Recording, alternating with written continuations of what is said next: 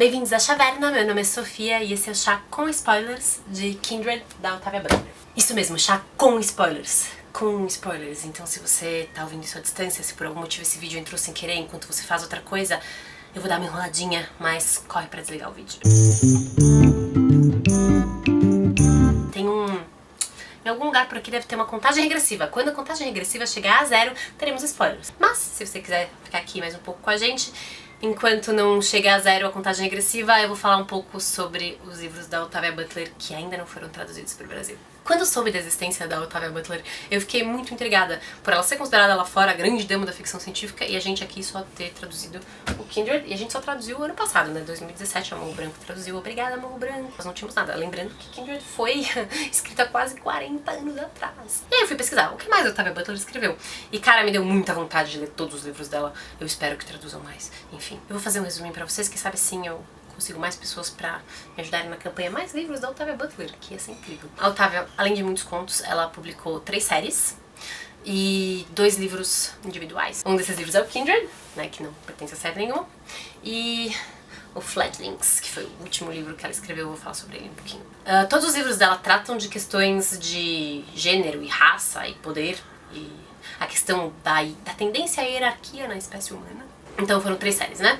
A Paternist, que aparentemente vai desde o Egito Antigo até o futuro distante e fala principalmente sobre controle telepático e pragas extraterrestres. Tem a Xenogenesis, que me pareceu a mais interessante, foi a que mais me deu vontade de ler. Fica a dica, editoras. Pelo que eu entendi, ela fala sobre um apocalipse nuclear que deixou a Terra inabitável, e daí os seres humanos, alguns dos sobreviventes, foram resgatados por uma espécie alienígena que tem 3 gêneros, feminino, masculino e um terceiro gênero. E aí, pelo que eu entendi, a personagem principal se relaciona com algum dos alienígenas desse terceiro gênero. Enfim. Basicamente, a série trata sobre as relações de poder entre essas duas espécies, né? Esses extraterrestres e nós. E tentativas de reabitar a Terra. Parece muito legal. A terceira série ela nunca terminou, que é a Parable. Ela escreveu 2 livros só. A Parable é basicamente também a Terra devastada por várias questões, né, a continuidade do que a gente já tá fazendo. E daí essas comunidades, esses grupos de pessoas tentando expandir a humanidade para outros planetas. Ela escreveu 2 livros completos. O terceiro livro ela tentou escrever várias vezes, mas ela tava muito deprimida no final da vida dela. Ela não conseguia, ela parou várias vezes e ela decidiu escrever algo mais leve. Foi aí que ela escreveu Fledglings, que é de vampiros. Enfim, enrolei bastante. Vamos para os spoilers! A gente vai começar lendo o finalzinho do livro. No finalzinho é um diálogo, né, entre a Dana e o Kevin. Se contássemos a alguém sobre isso, a qualquer pessoa que fosse, ela não nos consideraria muito sãos. Estamos sãos, disse ele. E agora que o garoto morreu, temos uma chance de continuarmos assim. Quando eu decidi fazer um vídeo sobre Kindred, eu fui dar uma pesquisada, óbvio, no assunto. E eu encontrei muitas referências ao afrofuturismo, que aparentemente foi um termo criado por um cara branco na década de 90, mas foi reapropriado pelas pessoas negras, e que é muito utilizado quando se fala sobre Kindred. Então eu fui pesquisar o que é exatamente afrofuturismo. Nessa pesquisa eu encontrei muitos artigos de um autor negro brasileiro de ficção científica, ou melhor, de afrofuturismo, enfim, tá junto, chamado Fábio Cabral, autor de O Caçador Cibernético na Rua 13. Eu não li, mas agora eu estou interessada. Eu vou colocar inclusive o link aqui embaixo de alguns dos artigos que eu li. Segundo o Fábio, em um dos artigos dele, o afrofuturismo é justamente esse movimento de transformar o presente e recriar o passado para poder projetar um novo futuro através da ótica das pessoas negras. E esse movimento, ele fica muito claro nas últimas palavras de Kindred. Quando eu somei essas duas coisas, foi como se caísse uma ficha e as coisas fizessem mais sentido. Porque justamente, a Dana, que não só é uma mulher negra, como é uma escritora, ela retorna... Ela vai pro passado e ela recria esse passado, ela transforma esse passado. É ela que mata o Rufus. E aí justamente eles falam, né, o Kevin fala: agora que o garoto morreu, temos uma chance de continuarmos assim. Agora que ela, de certa forma, recriou o passado, eles podem projetar um futuro novo e são. Me ajudou muito a entender o que estava acontecendo nesse livro. Eu recomendo muito os artigos do Fábio. Então, a Dana, ao se tornar uma agente desse passado traumático dos antepassados dela, ela tem a realidade dela transformada e não é uma transformação fácil, quer dizer, ela perdeu o braço, mas ela tem também essa possibilidade de futuro saudável, são. O fim do livro me parece muito um recomeço. Palavras-chave secretas. Puta que Ai, Rufus, seu bosta, caralho, que merda, né, mano? Caralho. Eu falo mais do Rufus depois. Pra mim, uma das citações mais marcantes do livro é quando a Dana, depois da tentativa de fuga, depois que ela é castigada pelo capataz,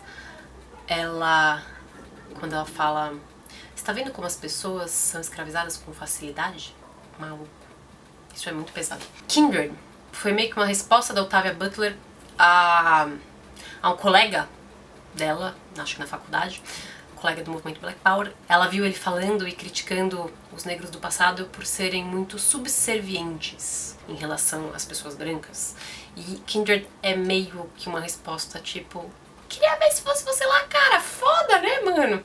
Ele é muito potente, porque você como leitor, você é arrancado da sua zona de conforto junto com a Dana. Mas no início, que nem ela, você tá meio afastado, você se sente seguro, afinal você é uma pessoa civilizada do século XXI, no caso, ou do século XX, como era o caso da Dana. Você tem um distanciamento, você se sente no controle, como a Dana também se sente. E aí a Dana vai perdendo o poder, e você vai perdendo o poder com ela também. E o livro mostra justamente como esse distanciamento da Dana vai acabando completamente. Você acompanha ela nisso.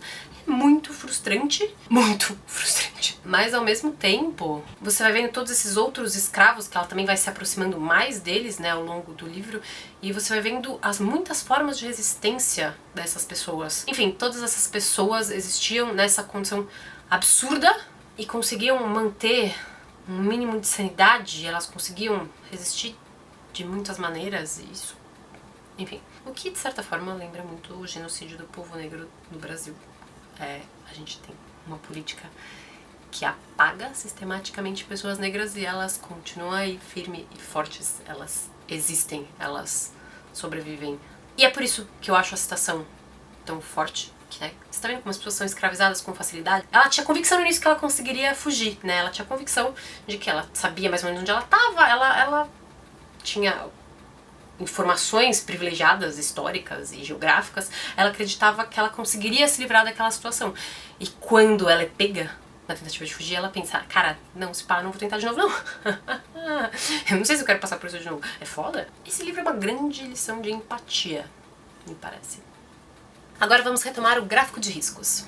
Risco de transbordamento: é possível permanecer impassível lendo o livro. Eu dei 6 de 10. Ele não é um livro engraçado, você não vai gargalhar no meio das pessoas. Mas ele também não é exatamente um livro choroso. Eu não chorei e não achei que fosse esse o caso mesmo. Ele é um livro que dá muita raiva. E se você transborda de raiva, eu transbordo de raiva. Então aí é mais difícil. No final eu já tava arrancando os cabelos. Eu tava tipo: Deus do céu, como assim? Risco de explosão: o livro vai explodir sua cabeça. Eu dei 9 de 10. Porque, sinceramente, a Dana e o Rufus, eles foram feitos sob medida pra explodir a sua cabeça. É uma situação muito cruel e muito bem engendrada. É pra explodir mesmo, né? Porque quando eu li a sinopse, ela vai voltar no passado, né? Pra época da escravidão, pra ajudar o antepassado. O que você pensa? Você pensa: ela vai ajudar seus antepassados negros no meio daquela situação horrorosa. Mas isso seria muito fácil. Era muito fácil torcer pra todo mundo. Não. Ela volta no passado e ela tem que ajudar o antepassado branco escravocrata. A primeira vez que ele aparece, ele é pequenininho, bonitinho, e vinha e fala: oh meu Deus, criança fofa. Ele vai ser melhor, né? Ele vai ser mais legal do que o resto da família dele. Mas isso também seria muito fácil, né? E não condizeria muito com a realidade. Então, claro que não. Mas a Dana também tem essa esperança. Você tem essa esperança junto com a Dana. A Dana vai conseguir transformar ele. Você até pensa, conforme ele até menciona, né, a menina que ela sabe que é a antepassada negra dela, ele menciona que eles são amigos, você pensa: ai, a Dana vai influenciar ele, e aí ele vai perceber que somos todos iguais, e aí ele vai casar com a menina negra, que lindo. Gente, né, mas vamos lá. Não é esse tipo de livro. Havia um desequilíbrio de poder aí. Não tô dizendo que essa suposta linha de história seja impossível, eu não tô dizendo que não aconteceu em lugar nenhum, mas estatisticamente é muito mais provável que o Rufus seja um estuprador, né? Como de fato ele é. O desequilíbrio de poder, ele não era uma coisa assim tão simples de você superar.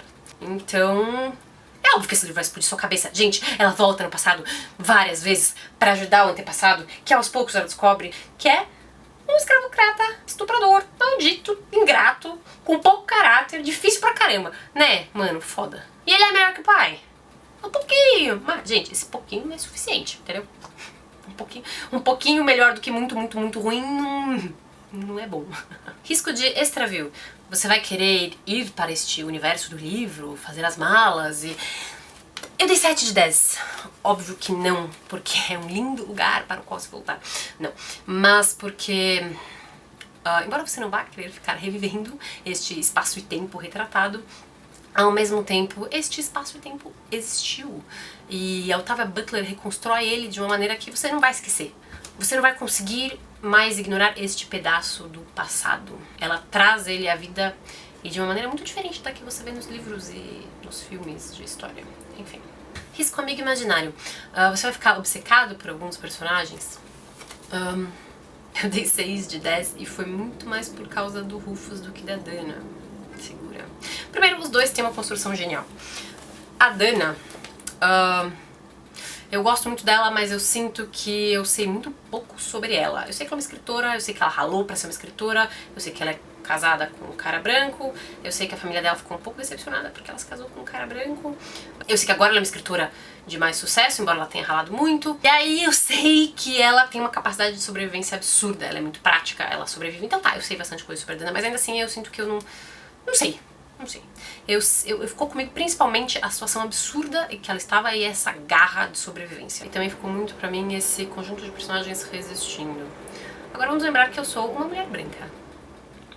Então, talvez a Dana, para uma mulher negra, seja realmente uma heroína que ela não vai esquecer, que ela vai lembrar naquelas horas em que a gente precisa de uma heroína. Eu acho que quem vai me assombrar muito mais é o Rufus. Não como amigo. Amigo imaginário é uma palavra forte, né? Eu escolho bem meus amigos imaginários, não. Me parece que o Rufus é um excelente conhecido imaginário para todas nós pessoas brancas privilegiadas por serem brancas. Cara, o Rufus é o modelo do que você não quer ser. Você não quer ser a pessoa que é um pouquinho melhor do que muito, muito, muito ruim.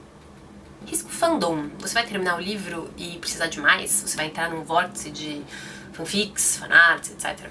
Eu dei 1 de 10. Esse me parece o menor risco desse livro, porque você termina e você não quer se estender naquele lugar, mas... Eu fui pesquisar o fandom de Kindred. Ele existe? Não muito, mas eu encontrei uma fanfic no AO3 que tinha um comentário de uma pessoa falando: nossa, eu tava procurando uma fanfic desse livro há muito tempo, obrigado por escrever. Eu achei lindo. Eu pensei, tem um escritor e um leitor disso, o que significa que o risco fandom nunca chega a 0. Não chega, gente. É isso. Por fim, risco de esmagamento. O peso da realidade vai esmagar você até você virar uma panqueca? É possível? Sim, eu dei um 7 de 10. É provável, inclusive. Eu dei 7 de 10 porque apesar de tudo, considerando o assunto, considerando tudo, ele poderia ser mais esmagador, né? Ele tem esse final que ele é esperançoso até, né? Ele quer esse recomeço e que dá uma sensação de falsa segurança, porque primeiro que é muito satisfatório que você não aguentava mais aquele monstro e finalmente ela vence ele de alguma forma, embora ela perca o braço, né? Só que a gente não vê muito tempo, de certa forma a gente vê o tempo todo ela com o braço perdido e de certa forma a gente não vê ela com o braço perdido. Por quê? A primeira coisa que ela fala no livro é que ela perdeu o braço. Então, durante todo o tempo do livro, você vai pensando, maluco, ela vai perder o braço por causa dessa merda. Vai. Mas ao mesmo tempo ela não está com o braço perdido nesse meio tempo. E aí isso só acontece bem no finalzinho. E aí você não acompanha realmente ela depois dessa amputação. Você passa muito pouco tempo com ela depois que as viagens no tempo acabam. Então dá uma falsa sensação de alívio. Sei lá se é falsa a palavra, mas dá aquela sensação de que bom, ela voltou para os nossos tempos civilizados, aquilo ficou para trás. Mas não é bem assim, né? Mesmo que a gente não acompanhe tanto essas consequências, tem um braço amputado, cara. Muito simbólico. Ok, considerações finais. Meu objetivo na Chaverna é muito mais bater um papo do que fazer uma super análise. Mas eu posso recomendar análises, se você estiver interessado em aprofundar o assunto. Além dos artigos muito interessantes do Fábio Cabral, que são mais sobre afrofuturismo, não são exatamente sobre Kindred, embora ele até mencione. Eu li um artigo muito interessante da Fernanda Miranda chamado Do Presente Atravessado por Outros Tempos, que fala sobre o afrofuturismo e seu lugar na teia de narrativas de autoria negra e feminina. Esse artigo me ajudou muito a virar uma chavinha de entendimento aí. Por quê? vamos lá, vamos confessar. Eu li o livro. E aí eu fiquei meio tipo, isso é mesmo ficção científica? Típica pessoa branca.